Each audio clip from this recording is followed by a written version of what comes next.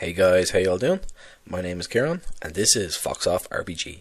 So today we're going to be having a look at an excellent zine by Mike Harlan, most commonly known as the Erudite DM.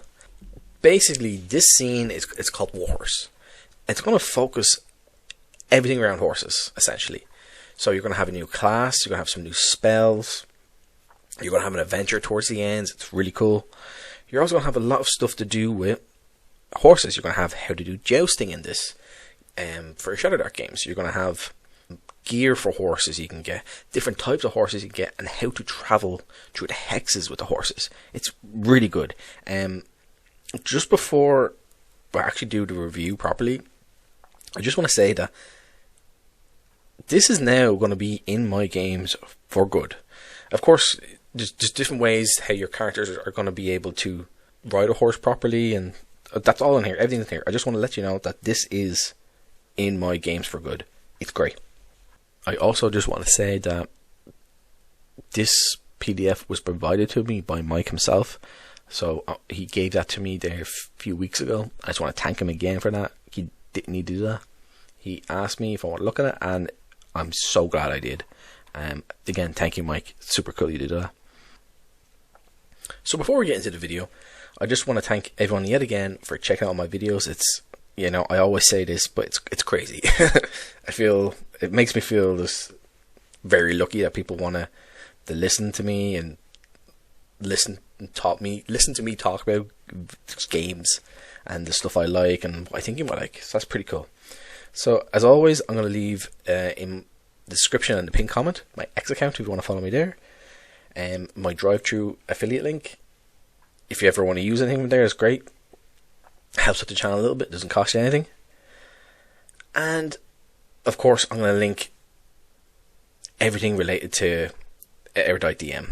He has a YouTube channel, he's an X account, he's a website, and if you do want to get this is available on ttrpg, but he has his own website where he has this, and he has some other free stuff you can download as well. So if you want to get the PDF, get it on his website.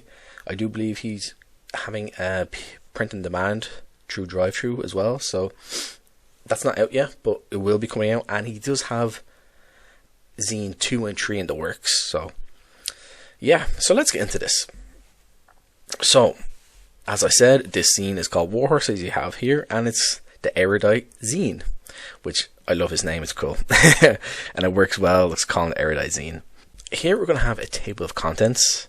As you can see, it's all hyperlinked, which is great. 48 pages. Has a little welcome here. So the Erudite zine is an unofficial third-party supplement for Shadowdark RPG.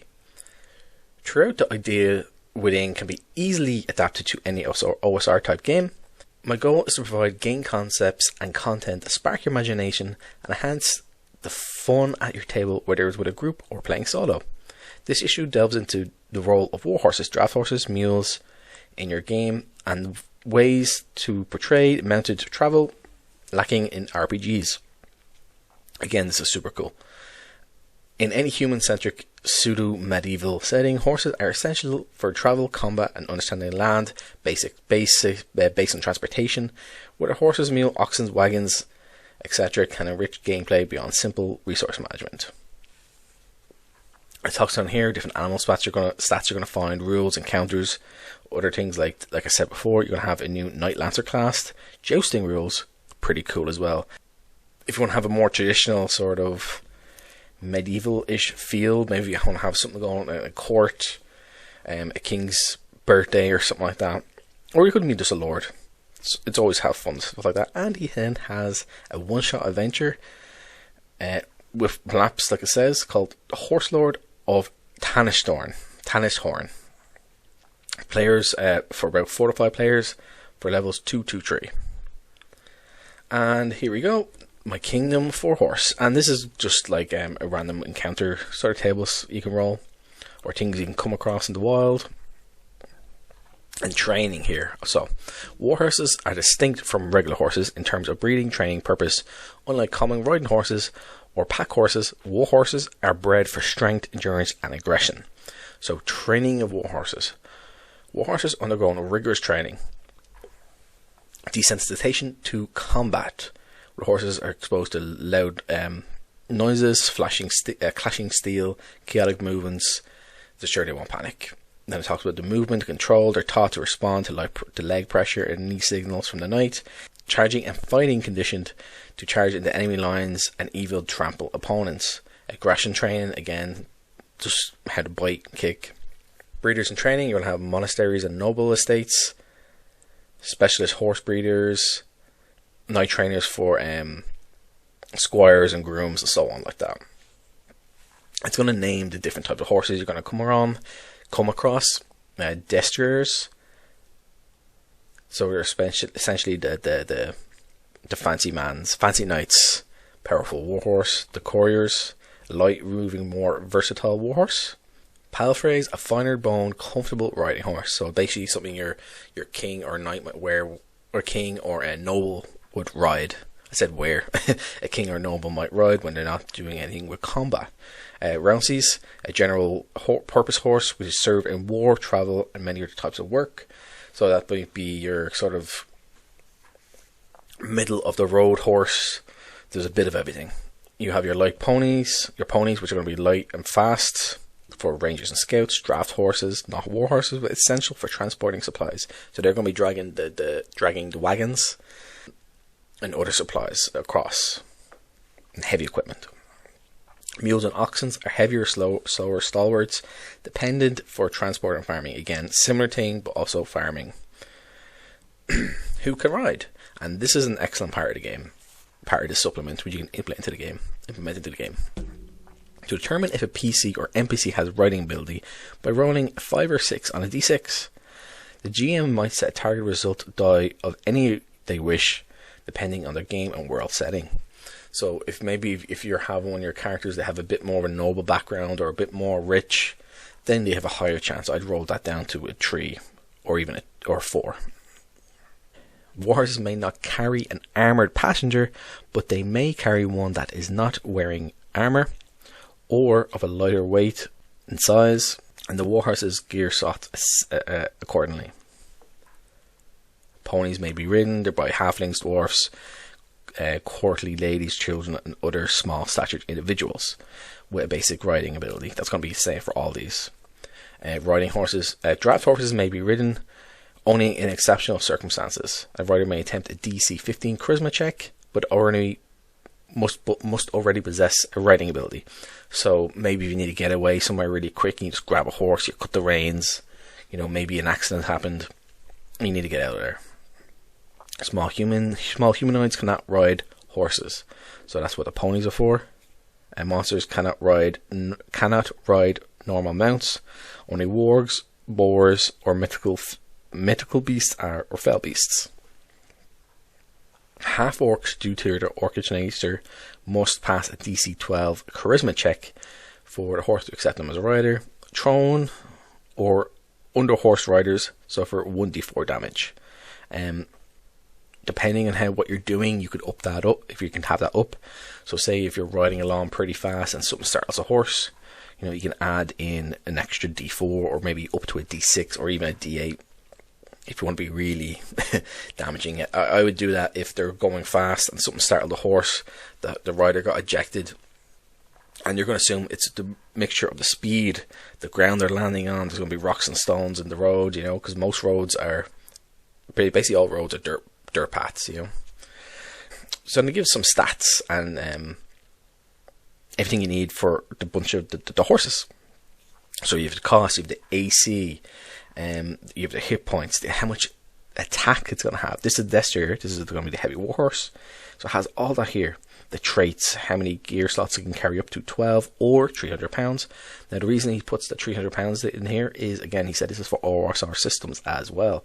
Again, Shadowdark, OSR systems, classic systems, they can all work together pretty easily with minimum changes, especially on stats of creatures and monsters. If you understand the basic systems, you can change things pretty quick. So a GM will be able to do that if they have a little bit of knowledge. It might take a little bit of time, if they do it out, I do want to do it beforehand, but just let you know, because other games they do use poundages and stuff like that, so that's cool. It talks about how they're going to be trained for battle and charging enemies and can fight with or without a rider.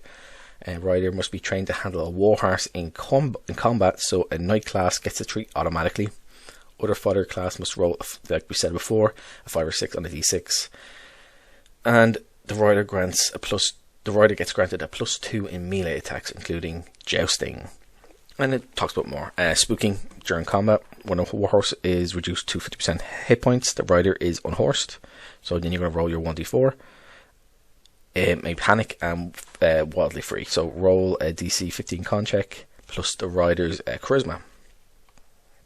Can wear armor, so the horse can have armor, and this is the type of armor it can have. And it's going to go to that for each of the different horses. So what they are, how much they cost, what everything's going to be. There's for getting spooked. It's really well done. When I was reading this, I couldn't believe that I've never really thought about it like this, because you just think about, oh, I have my horse, or I have a mule in a game, and you know, they might have a mule or donkey, same thing. But it's carrying my equipment, and I don't really think about it. You know, like you might have in some of the games, you might have rules for them being spooked or something like that, an ADD, but you don't really think about using horses all that often. So this is cool. Let me go down here. Yeah, just all the different horses. You have the oxen again, and the colours and markings. This is way to say which way your horse is going to look. So it talks about here, spotted and mixed horses were more common thousands of years ago, but over the ages, solid colours became more dominant. So basically, you're going to roll out a unique colour and pattern. Buying amount, how much they are, the cost, and where you're going to have them as well. So the poorer places, you're going to have lower quality, but then the more wealthy, you're going to have better versions, obvious reasons. And I love this. So you can have like a 1 name or 2 name, or you could just roll 2d20 or even 3d20. Like you have the tricksy nulls. I would personally roll. I would tell people to personally roll 2d20, and you can then pick which column. So, or you roll 3d20 and pick the 2 highest or the 2 lowest, whatever. Yeah, and talks about basic horse equipment, or riding equipment. And the first one's basic equipment, how much it's going to cost, what it is. You know, you have your common saddle, you have a war saddle, you have a saddle backpack, saddle blanket, storage and utility, and what each of these hold. So that's cool. Grooming, again, I do like survival in my games, and this I would add this on for a little bit of survival stuff. But if you just want the traveling stuff and the combat, you don't need to do that. I just like to have stuff like that in games every now and then. And every now and then when I'm playing Shadowdark, I will have some extra stuff thrown in if I want a little more detail in my game. But I don't do that too often. And it talks about the carts and wagons, how much they are, how much they can carry. It's great. And you even have gods. So I love this, because you can just having this here, you can think of like horse tribes. Like I'm just thinking of like Game of Thrones or Conan. Like you're gonna have like tribes of people that worship horses, because it's like part of their livelihood. So that's a pretty cool idea, and it gives like an idea of like lawful. You have for the elves, chaotic, and then neutral. So you have some horse gods, which is cool, and you also will have magic, which is awesome, and it's all related to horses. I never thought I'd be excited for a supplement that adds non-stop horse-related stuff, and it's all good. It's all cool. Yeah, I'm so happy with this. You have the Knight Lancer. What alignments, all the weapons, all armor. It's 1d8. Essentially, is a really good fighter, who has the horse riding ability. Mounted or on foot, the knight can rapidly form a circular defensive position with comrades, adding a +1 to AC for each defender for 3 rounds. Lance strike, once per mounted combat, when you're charged from a distance greater than near, and strike with a lance, deal 2 times damage. And saddle acumen, diligent in caring for armor, weapons, and track add +3 gear slots to your regular mounted allotment. So basically, it's a boosted fighter, as you would expect, because again, a knight are usually from wealthy families and backgrounds. They're going to have a lot of money, and they're going to have the best of the best. So I think this is just cool if you want your character to stand out a little more. And then you have your rolling for each time your character levels up and so on. Jousting, you have lethal and non-lethal. So lethal is in a battle, and how it's done is pretty straightforward. Your goal here, I'll just say what it is. Here is the goal is to touch your opponent's armor or shield, shattering your lance, or to unhorse them. Blunted lances are used for safety. Magic is forbidden. There are no rounds for tilts and points. There are 3 rounds or tilts, and points are scored for each knight. The most points win. Simple. Ties or mutual unhorsing results in a draw.